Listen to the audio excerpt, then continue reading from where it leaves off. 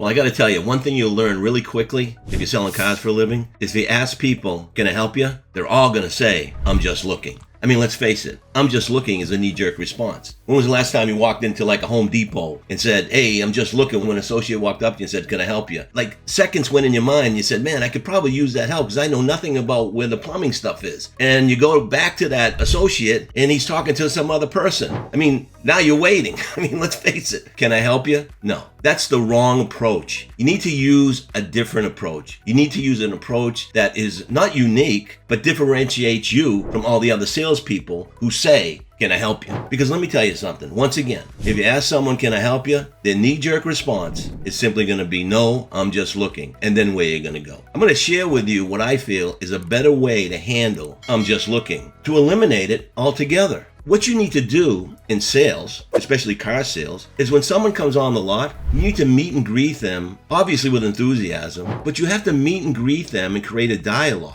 You can't just go out there and say, can I help you? I mean, come on, man. That's so old school. You know, it's ridiculous. I mean, you got to memorize and personalize a really nice, enthusiastic, and warm greeting. I mean, the first thing you want to do is you want to welcome people to your dealership. Welcome to my dealership. And then tell them your name. And you got to remember one thing, and I've said it before if you've been watching some of my videos, that people want to remain anonymous. And what that means is they don't want to let you know who they are until the timing's right. And if you give them something, and if you ask to move forward in the process, then they're more than willing, because you formed a connection with the customer, to give you their name.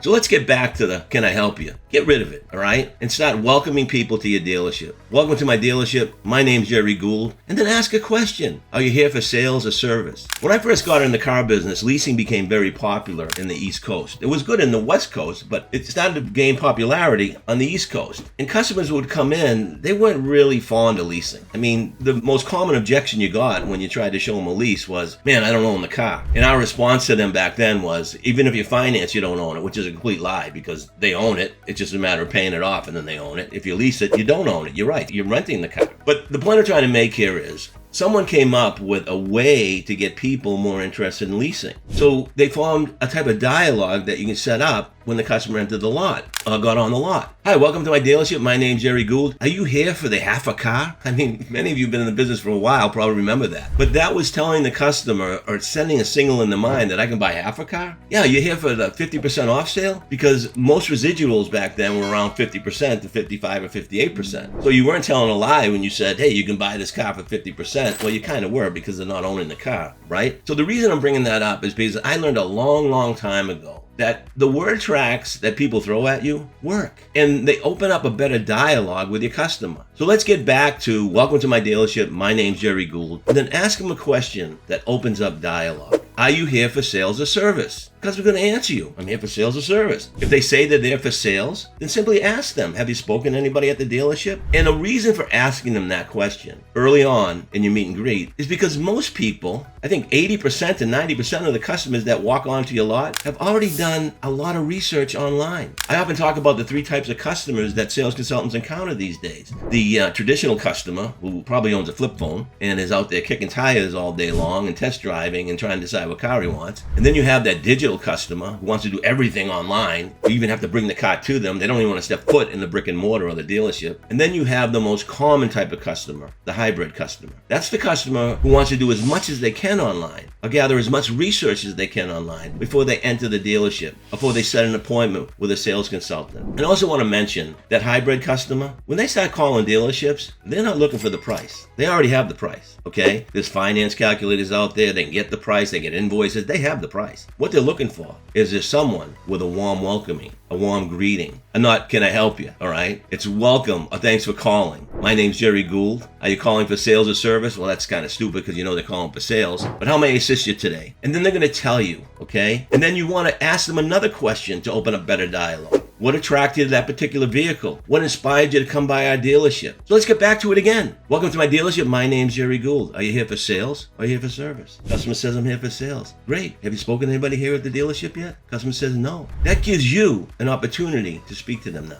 If they spoke to someone else, find out who it was, and then introduce them to that person. If they forgot who they spoke to, what do you want to do now? You want to go to the CRM tool and figure out who they spoke to, or you just want to carry on with the sale? Welcome to my dealership. My name's Gerry Gould. I'm here for sales or service. I'm here for sales. Great. Have you spoken to anybody at the dealership yet? No, I haven't. That gives me an opportunity to share some information with Mr. Customer or whatever. You don't know his name yet. Let's get back to that. Welcome to my dealership. My name's Gerry Gould. Here for sales or service. I'm here for sales. Great. That gives me an opportunity to share some information with you. May I? Customer says, sure, you may. All right? Great. Once again, my name's Gerry Gould, and you are? Because now you gave them something. Now you formed that connection. Let me repeat myself again, okay? Welcome to my dealership. My name's Gerry Gould. Are you here for sales or are you here for service? Customer states, I'm here for sales. Great. Have you spoken to anybody at the dealership yet? They haven't. No, I haven't. Awesome. That gives me an opportunity to share some information with you if you don't mind, may I? And the customer says, sure, I don't mind at all. And then you want to try to get them in the showroom, sit them down and start asking them about their car. It's all part of the meet and greet. You know, what inspired you to come by our dealership? If you haven't spoken to anybody, what inspired you? They may tell you that a friend bought a car there. They may tell you they bought cars there before. They may tell you that they're interested in a specific model. And then you ask them, what attracted you to that particular model? What type of equipment you're looking in that vehicle?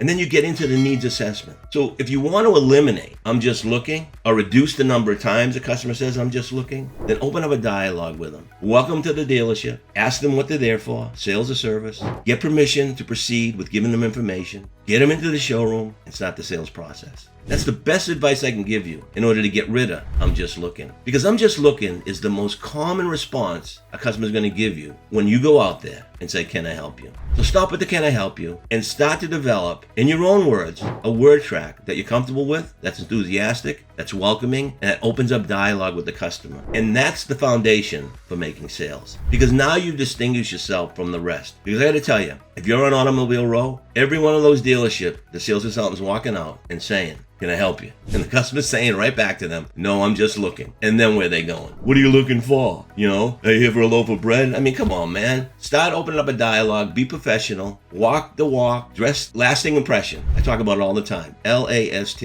Look, act, speak, and think like a professional. And that's a lasting impression. And that's something that's going to put you on the map, okay? You're going to sell more cars by setting the right foundation. If you like what you heard, you got to check out www.prodprep.com. So just go to prodprep.com. Check it out, all right? You won't be surprised. In fact, you'll make a lot more money. Until next time, go get them.